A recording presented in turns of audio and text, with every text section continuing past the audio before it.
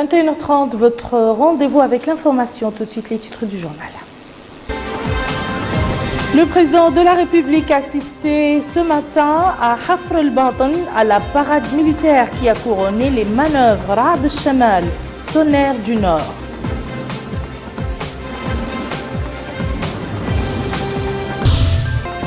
La bonne gouvernance du point de vue de l'islam, c'est le thème d'un atelier organisé par le département des affaires islamiques à Néma.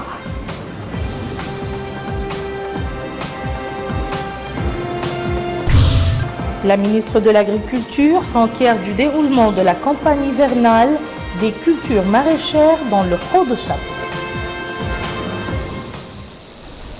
Avant de passer au développement de ces titres, le courrier du président de la République, Mohamed Ould Abdelaziz, a adressé un message de félicitations à la présidente de la République de Maurice, Madame Amina Gurib Fakin, à l'occasion de la fête nationale de son pays.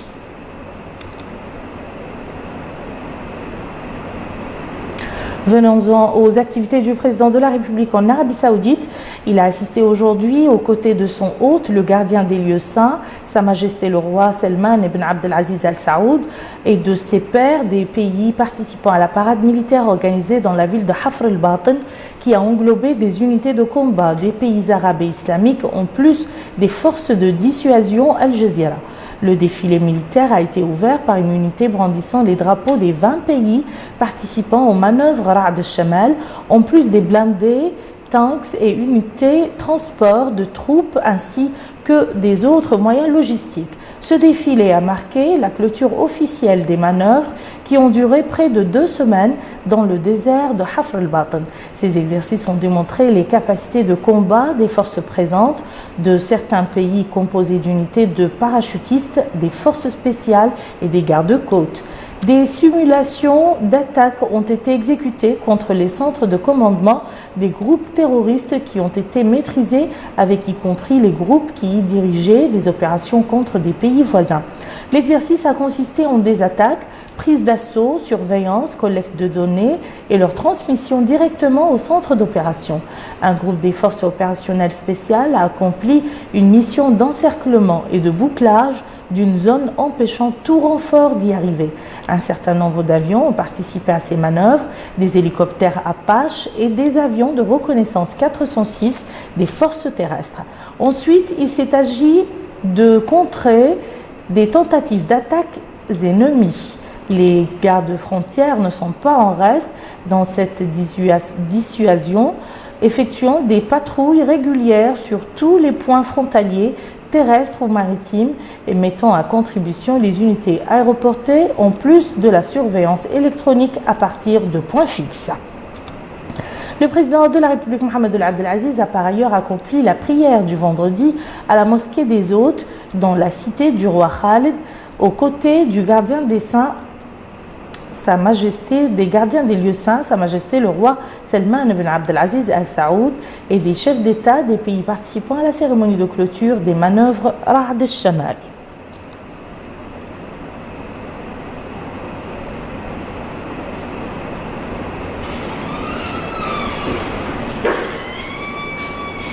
Chez nous, l'actualité est marquée par diverses activités des membres du gouvernement au Haut-de-Charqi.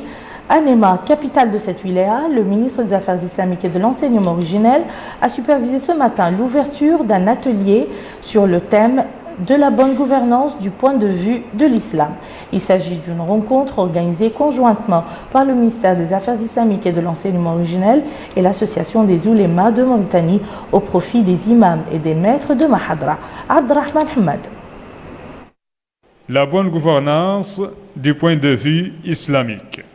Tel est le thème de ce séminaire de formation organisé à Néma, capitale de la wilaya du Haut-de-Charqi, par le ministère des Affaires islamiques et de l'enseignement originel en collaboration avec l'Association des ulémas de Mauritanie. Objectif, renforcer les capacités de 50 imams et cheikhs de Mahadra dans la wilaya sur les principes de justice, d'égalité et de bonne gouvernance. Ouvrant les travaux de cette rencontre, le ministre des Affaires islamiques et de l'enseignement originel a indiqué que la bonne gouvernance est un principe indispensable pour la réussite des politiques. M. Ahmed Ould Daoud a précisé que désormais, la bonne gouvernance est devenue un choix national irréversible et que les affaires publiques sont gérées de manière équitable, transparente et rationnelle, loin de toutes sortes de corruption ou de clientélisme. Quant à la ministre de l'Agriculture, elle se trouve dans cette wilaya du Hawd Sharqi pour s'informer sur la campagne hivernale des cultures maraîchères. Elle a dans ce cadre visité 2 sites à Berri Vava et de Bourzam, où l'on pratique le maraîchage. Bokar Belaba nous en dit plus. Sur le site de Bourzama, la ministre de l'Agriculture s'est informée sur le déroulement de la campagne hivernale des cultures maraîchères et les problèmes qui se posent aux agriculteurs, notamment dans le domaine de la protection des cultures contre les animaux en divagation, la disponibilisation d'intrants agricoles, l'encadrement et la vulgarisation agricole. L'oasis de Bourzama renferme 7500 palmiers sur une superficie de 58 hectares. La production annuelle en date est estimée à 180 tonnes. Ensuite, la ministre de l'Agriculture a présidé une réunion des agriculteurs. Objectif: expliquer la volonté de l'État de développer une agriculture moderne, durable et capable de soutenir la concurrence grâce au développement de filières végétales à grande capacité productive. Elle a précisé que le village de Bourzama a été toujours connu pour sa haute productivité dans le domaine du maraîchage, soulignant que son département œuvre pour soutenir de telles activités agricoles. Madame Lemina Mintil Kotob El-Moma a noté qu'un tel appui se manifestera à travers la création d'un périmètre pilote disposant d'eau, d'énergie solaire, de semences, de pesticides et d'encadrement agricole et de protection. La ministre de l'Agriculture s'est aussi félicitée de la qualité de l'intervention de son département dans le village.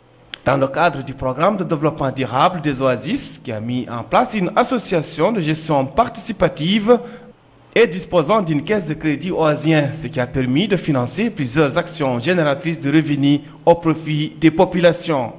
Justement, les agriculteurs ont demandé à la ministre de l'Agriculture la réalisation d'un certain nombre d'actions dont l'approfondissement des puits, la disponibilisation du grillage, la lutte contre les déprédateurs agricoles, un marché pour l'écoulement des produits et un moyen de transport pour accéder au marché avoisinant.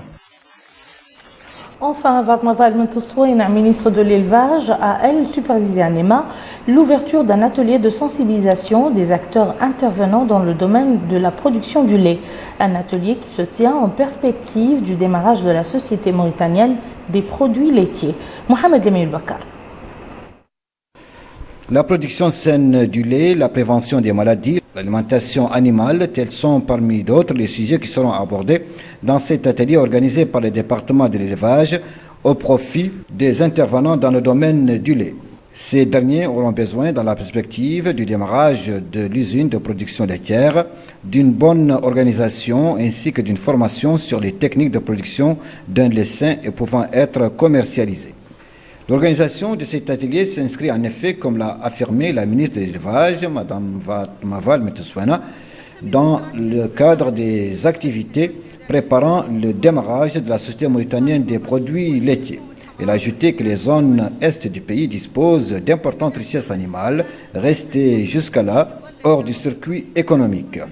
La ministre a précisé que malgré ces richesses, le secteur est resté marginalisé, soulignant que sur l'instruction du président de la République, Mohamed Ould Abdelaziz, le secteur de l'élevage commence à occuper la place qui lui revient à travers l'exécution de programmes ambitieux pour assurer le développement de la production, la santé animale et la mise en place des infrastructures sanitaires. La Société mauritanienne des produits laitiers que la ministre a visitée pour la circonstance a une capacité de 30 000 litres de lait par jour.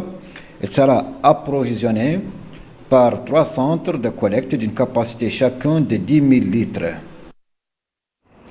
Ici à Nouakchott, le centre Al-Ufuk pour l'information, la recherche et les études stratégiques a organisé hier soir en collaboration avec le groupe parlementaire d'amitié mauritano-saoudienne un colloque sous le thème « Les défis actuels et la nécessité de la solidarité arabo-islamique pour y faire face ». Le thème du colloque a été abordé dans 2 conférences, dont la première a trait aux visées expansionnistes et au rôle de l'Alliance arabo-islamique pour y faire face. La seconde conférence a axé sur l'importance de cette alliance pour contrer les défis imposés par les organisations terroristes. Le secrétaire général du centre, Jamal Ouliedali, a dans un mot pour la circonstance souligné que cette rencontre s'inscrit dans le cadre des efforts du centre visant à éclairer l'opinion arabe et islamique sur les différents défis auxquels la région est confrontée. À son tour, le président du groupe parlementaire d'amitié mauritano-saoudien, le député Mohamed Abdelrahman Ould-Talba, a précisé que le renforcement des relations historiques qui lient la Mauritanie et l'Arabie saoudite, englobant différents domaines, traduit la volonté des dirigeants des deux pays, Mohamed El Abdelaziz et le gardien des lieux saints, Sa Majesté le roi Salman ibn Abdelaziz Al Saoud. Le colloque s'est déroulé en présence du secrétaire général du ministère des Relations avec le Parlement et la société civile, les ambassadeurs de l'Arabie saoudite et du Soudan, un représentant de l'ambassade du Qatar et de parterres d'écrivains et d'intellectuels. Parmi les activités qui ont caractérisé cette année la fête du 8 mars dans notre pays, l'envoi de caravanes dans 22 communes du Triangle de l'Espoir. Ces caravanes initiées par le ministère des Affaires sociales, de l'Enfance et de la Famille, en collaboration avec les départements de la Santé, de l'Hydraulique, de l'Agriculture et du Commissariat à la Sécurité alimentaire, procèdent présentement à des consultations médicales, la distribution de produits alimentaires, ainsi que le lancement de projets générateurs de revenus. Comment bannir les violences faites aux femmes? Question cruciale débattue ce matin dans les locaux de la mairie de Tavrarzena. C'était sous la supervision du ministère des Affaires sociales, de l'Enfance et de la Famille en collaboration avec la mairie de Tavrarzena. Cette manifestation qui s'insère dans le cadre de la célébration de la fête de la femme avait pour but de mener la réflexion en vue d'éradiquer toute violence faite aux femmes handicapées et d'attirer l'attention sur la nécessité d'accorder une place de choix à l'éducation de la fille handicapée. Cette journée a été marquée par plusieurs communications relatives au thème central de la manifestation. Et nous refermons ce journal par un rapide survol de l'actualité internationale en bref et en images. Nous commençons par la Palestine où les autorités israéliennes ont procédé aujourd'hui à la fermeture de la télévision Palestine Al Yawm qui émet depuis Ramallah. Abdul Adamaba. L'armée israélienne a fermé les bureaux de la télévision palestinienne Palestine Al Yawm ou la Palestine aujourd'hui qui a cessé d'émettre. Le directeur de cette chaîne basée à Ramallah a été arrêté. Cette descente de l'armée israélienne a aussi visé la société de production Transmédia qui fournit ses services à plusieurs chaînes locales et internationales, dont celle qui vient de cesser d'émettre. En Irak, plusieurs personnes sont en train de quitter la province d'Anbar en proie à la violence. Les habitants de cette province fuient les frappes des forces de l'État islamique opposées aux forces irakiennes. Ces habitants sont évacués par les forces irakiennes afin de les mettre à l'abri des combats. 172 migrants originaires du Nigeria ont été rapatriés vers leur pays d'origine, composés de 6 femmes et d'un enfant qui ont quitté la Libye à bord d'un vol spécial. La Libye est plongée dans le chaos et livrée à des groupes armés depuis la chute de l'ex-président libyen Muammar Kadhafi en 2011. Ainsi prend fin ce journal. Je vous en rappelle les principales informations. Le président de la République a assisté ce matin à Hafr al-Batin, à la parade militaire qui a couronné les manœuvres Ra'd al-Shamal, Tonnerre du Nord.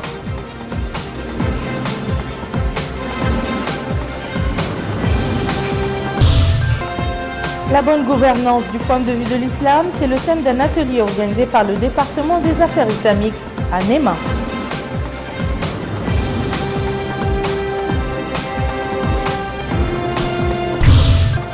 La ministre de l'Agriculture s'enquiert du déroulement de la campagne hivernale des cultures maraîchères dans le Haut de Charqi.